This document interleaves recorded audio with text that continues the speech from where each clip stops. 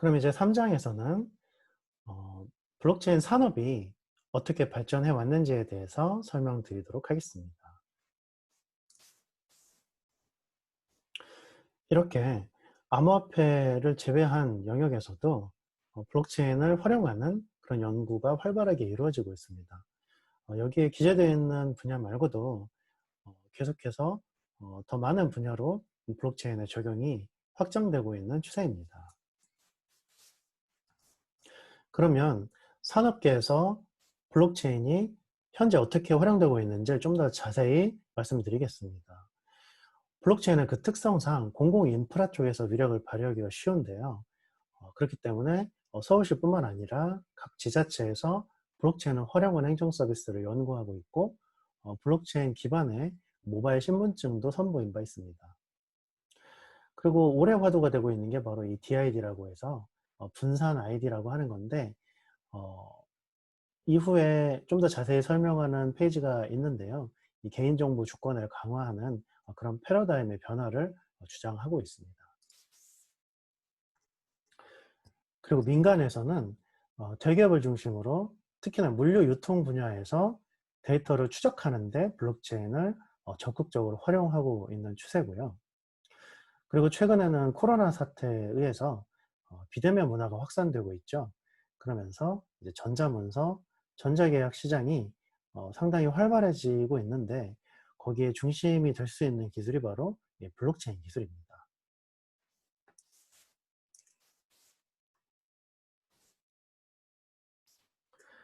여기서부터는 블록체인을 활용한 연구가 상당히 진행되고, 또 일정 부분 성과가 있는 그런 아이템을 중심으로 해서 개별적으로 좀 더 상세한 설명을 하도록 하겠습니다.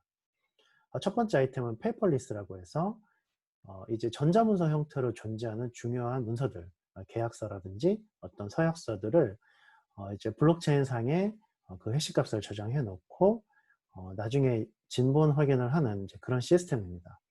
이것을 통해서 요즘 이제 비대면 상황에서 벌어지고 있는 많은 그런 계약서 같은 것들이 이제 블록체인을 통해서 진본 확인이 되는 이제 그런 시스템으로 확장이 되고 있습니다.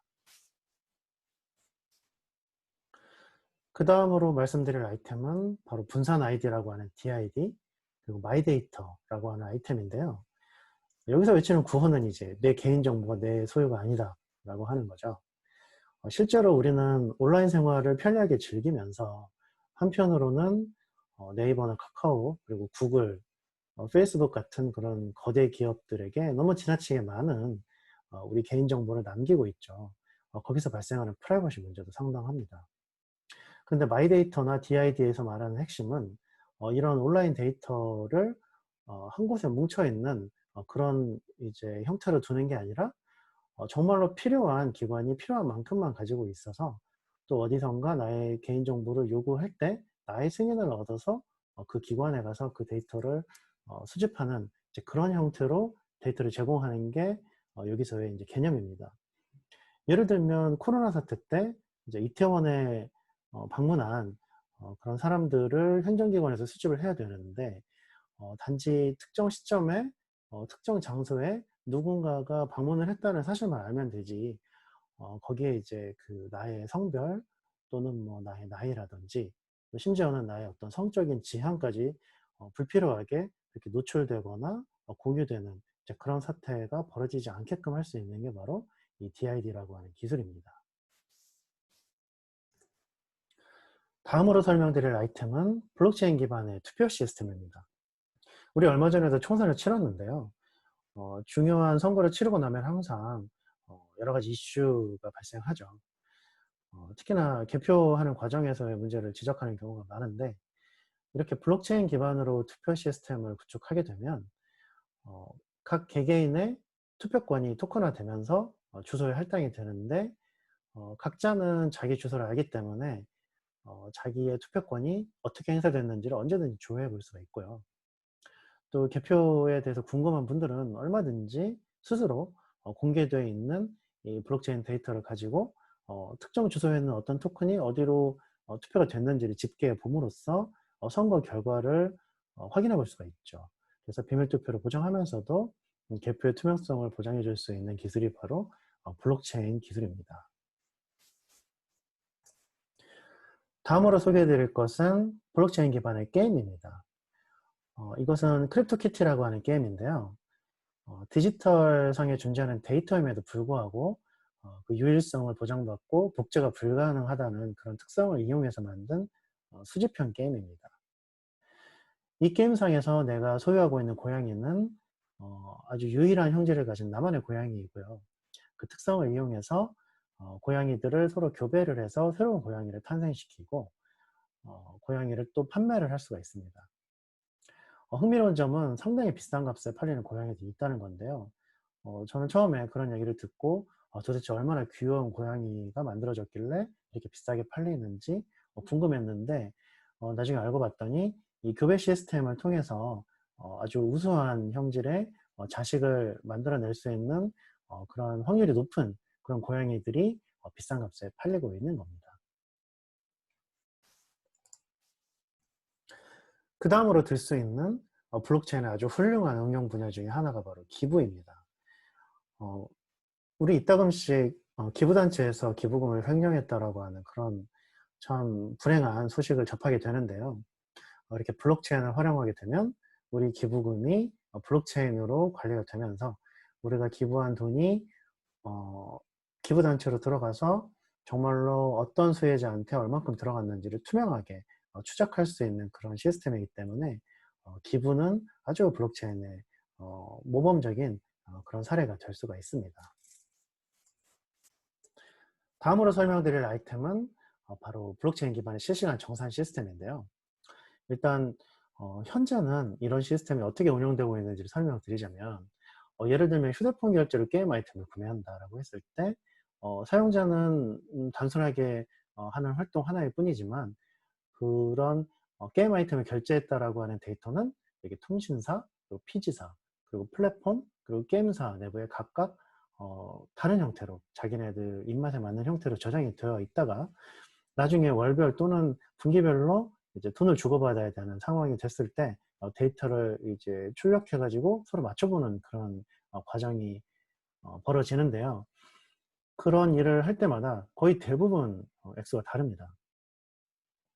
그 이유는 이제 각 데이터들이 서로 다른 형태로 저장이 되어 있다는 게 큽니다. 그래서 누구 하나 실수를 하지 않고 또는 어떤 악의를 가지고 데이터를 변조하지 않았음에도 불구하고 미스터리한 여러 가지 이유로 이 데이터가 틀리게 되는데 이런 데이터들을 서로 맞춰볼 때 어떤 데이터가 정확한지 검증하는 것은 거의 불가능합니다. 그런 일이 매번 벌어지고 있습니다.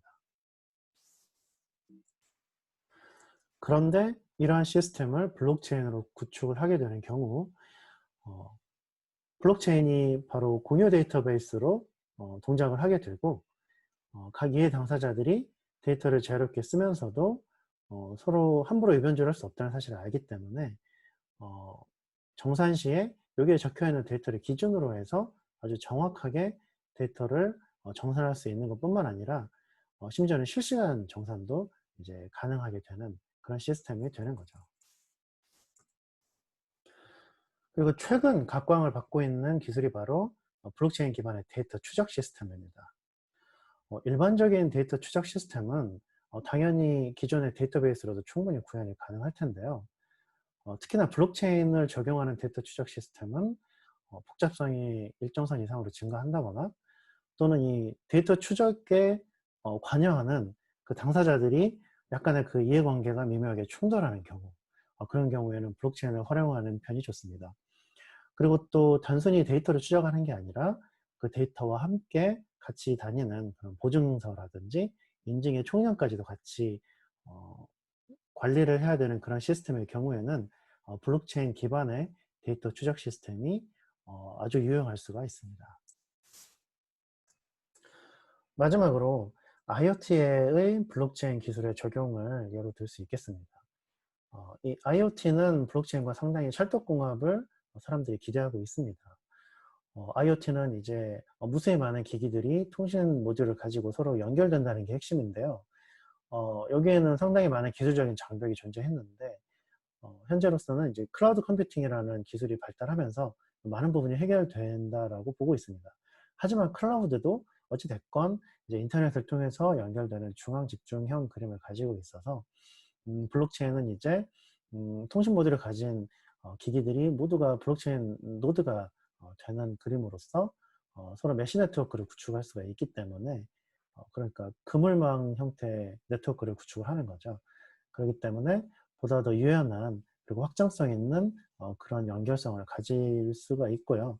또 블록체인에는 우리가 오픈된 환경이지만 어떤 아이덴티티라든지 보안성을 훨씬 더 강화할 수 있는 그런 기술인데다가 또 스마트 컨트랙트라고 하는 기술이 있어서 그것을 통해서 각 기기의 동작을 제어할 수 있는 이제 그런 프로그래밍을 할 수 있는 그런 특성도 부여할 수가 있기 때문에 IoT랑 블록체인이 참 궁합이 잘 맞는 기술이다라고 말할 수 있겠습니다.